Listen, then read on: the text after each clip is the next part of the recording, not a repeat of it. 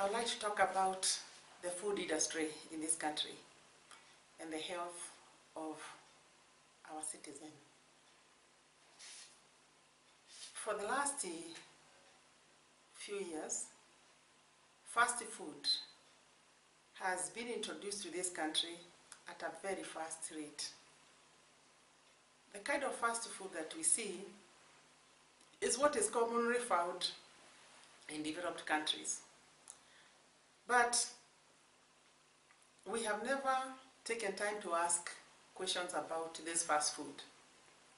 The content of the fast food that we take, the effect it has on our bodies, how it is produced, and how it can affect our health. For years, McDonald's hamburger in America was the most popular fast food that was available. And almost every family, they would even have what you call drive-through to buy that fast food.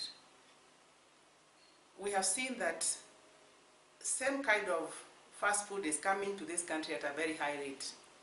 For example, KFC, Kentucky Fried Chicken. We are also seeing pizza, Domino, and any other, all those kind of food courts in the supermarket. A lot of young people, especially the younger ones, are the ones that are targeted by that kind of food. For the parents, it's also very convenient, although it is very expensive.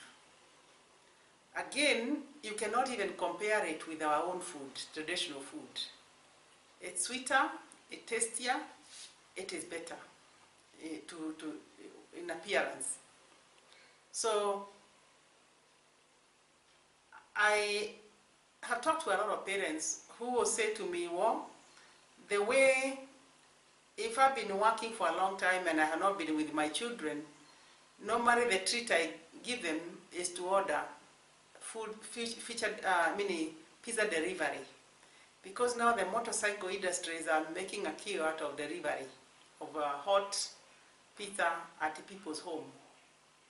And they are even known to be delivered so fast that you, by the time you set the table, it's there. So it is so quick. But here the question is the content of this food. The content of things like pizza, the content of Kentucky Fried Chicken, the content of things that we are seeing even these food courts. What is the content and how is this affecting our body? We have known that something that was so popular for years here and is still very popular is chips and sausages. It has been known that for that chips to stay looking so natural and shining, the kind of oil they have been using is very dangerous to our body, very cancerous. They have oil that has been sitting there for days and repeatedly been used.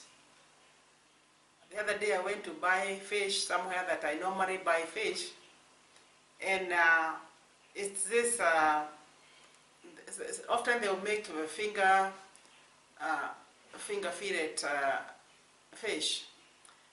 And then I got there at about 10 o'clock in the morning.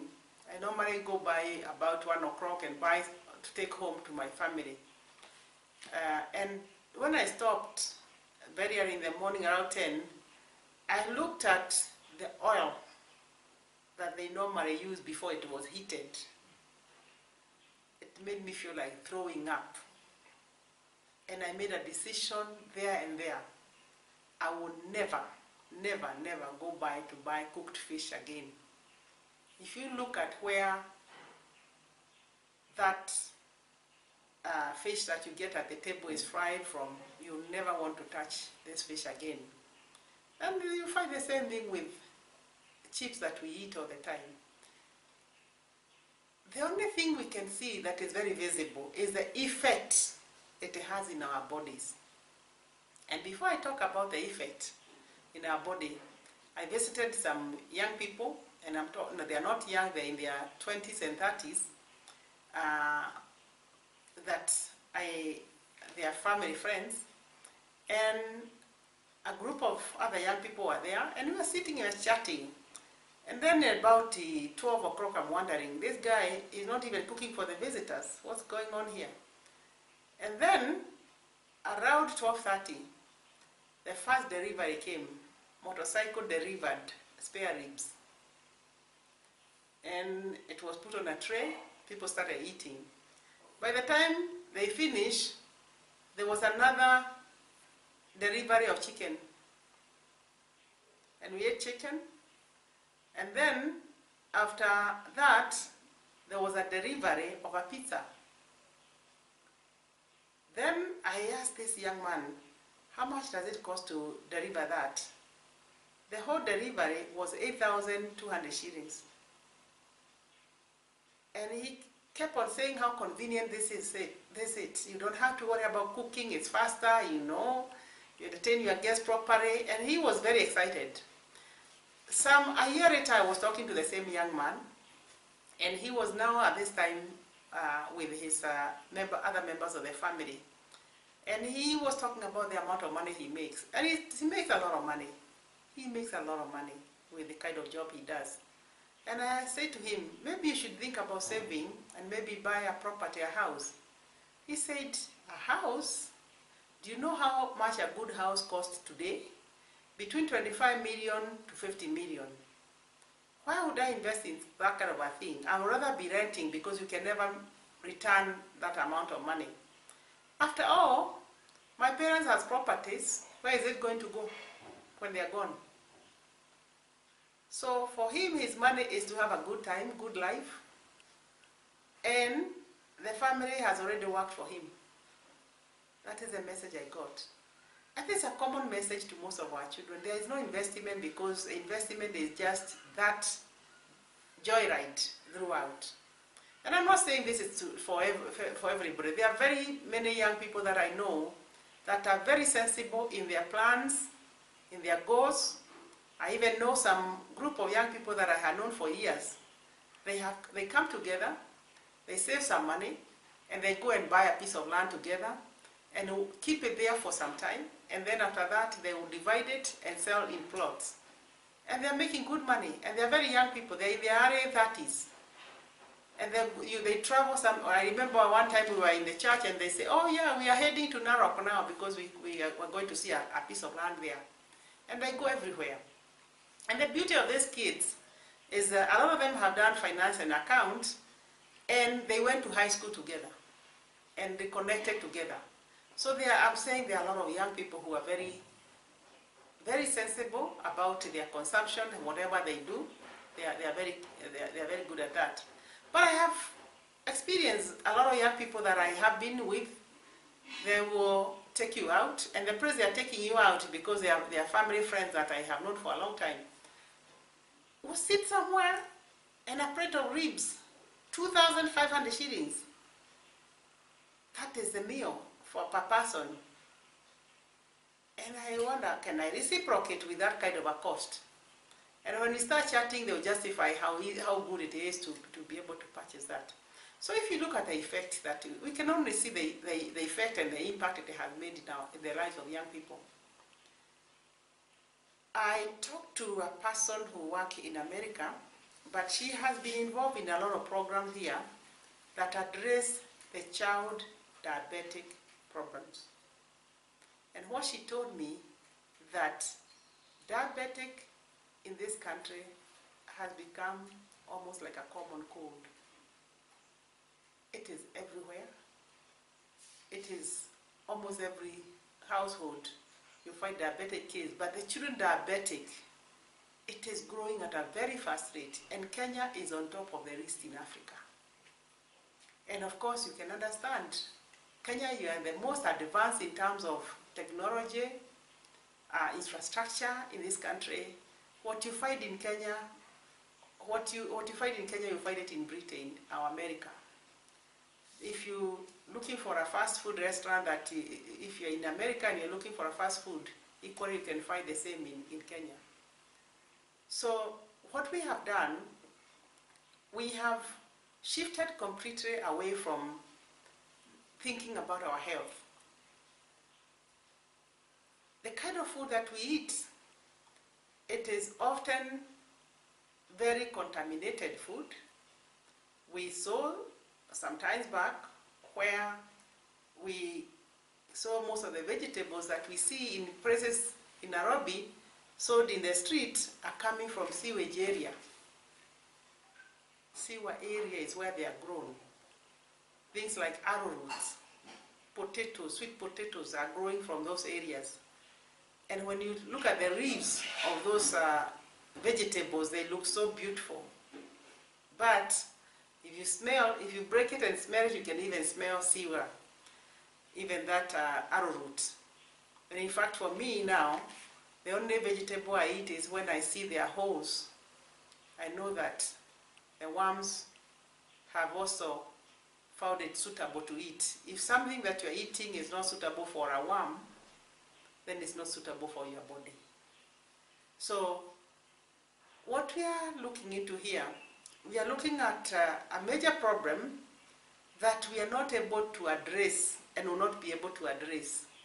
If you look at a lot of young people, I remember some time back a friend of mine was going to ask somebody to work for her, and this person, they agreed one day to meet somewhere, and he said, I can't come out of the house. I'm extremely overweight. I feel embarrassed. I don't feel comfortable, because he's sitting home and consuming all this. All he has to do is ring the bell, send the phone, call the pizza place, and they deliver. He doesn't need to move around. And we are having a major obesity problem in this country. Doctors have talked about it. Medical health related teams have been talking about the problem that is related to the food that we consume in this country and the effect it has. You know, the interesting thing about this is that we have not gone too far to not turn around. A lot of us, we are connected with a rural community. We either travel at the end of the month, or every 6 months we are going home, or every 3 months we are going home, the farthest that people live. And again, some people even are able to go home on a weekend. And home, I mean rural areas. And in those rural places, you don't find those kind of things. You find food that are grown from, mostly it's organic, kind of growing food.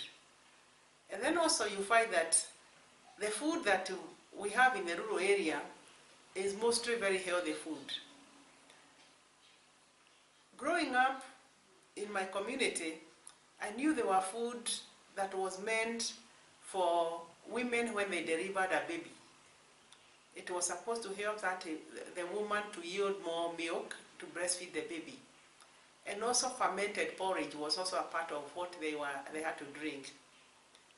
Again, I remember there was a particular food that was meant for boys when they have gone through circumcision, so that they heal and regain their strength. It was there for them. There was also food for people, old people. There was food for old people. And the bone soup, to strengthen their body, was a very common thing for them to prepare for them. There was also baby food. And there were even food that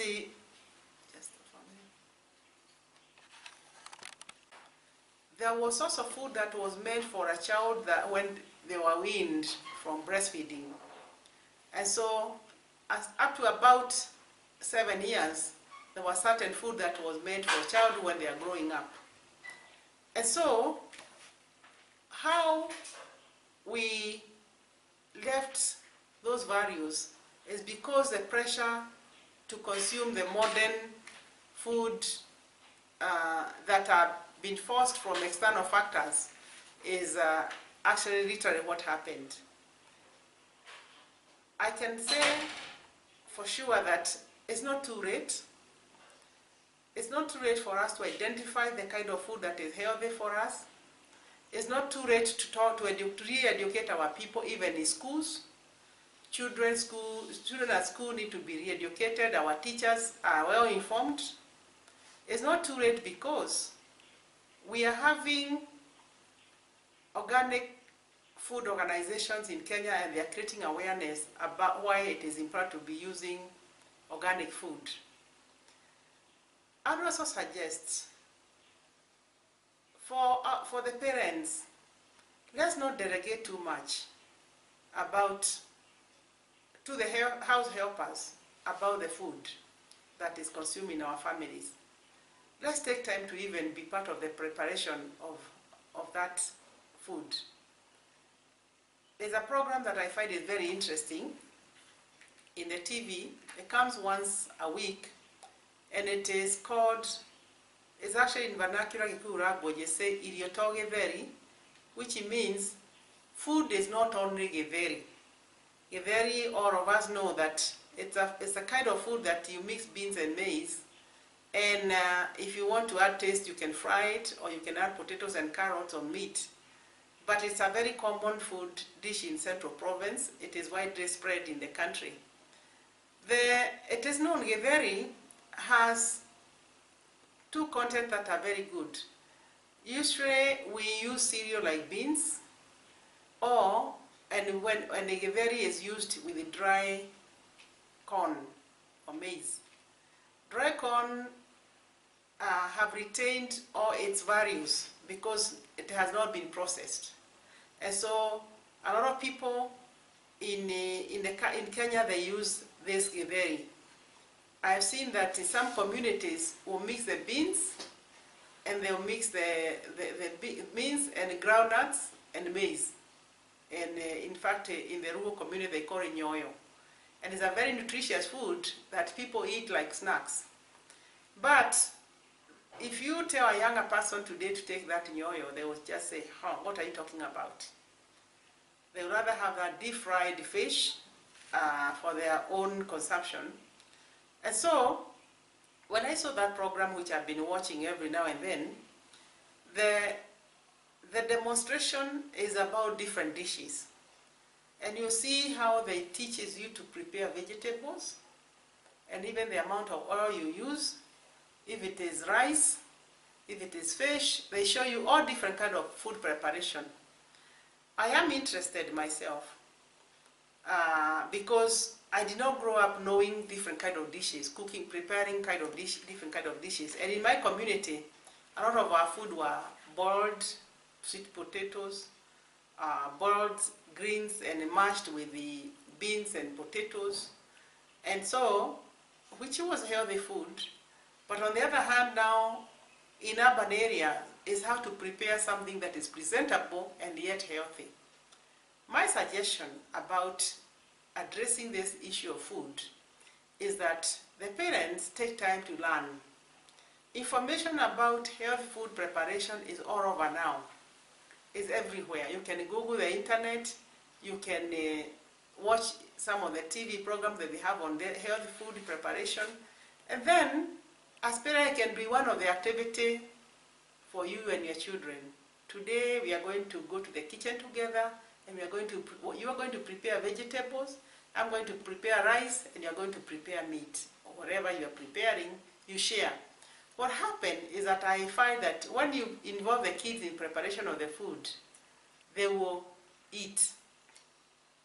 They like to eat what they have prepared. You can also prepare healthy biscuits, healthy bread. There are all kinds of ways that you can prepare those things because they are recipe, and particularly for people with diabetic, there is a recipe for their bread, biscuits, and everything else. It does not mean that you deny yourself anything, but you can consume what is consumed by other people, but prepared in a healthy way. So my conclusion on this issue about health and eating habit is that let's first of all become aware of how bad eating habits or poor food quality have an effect in our health, and how we ourselves can take a responsibility to address the problem and to get involved in the food preparation. You'll find that little child that you're teaching, as they grow up, They grow up knowing how to take care of their health, because your health is the engine that make you move around and do whatever else you have to do in life.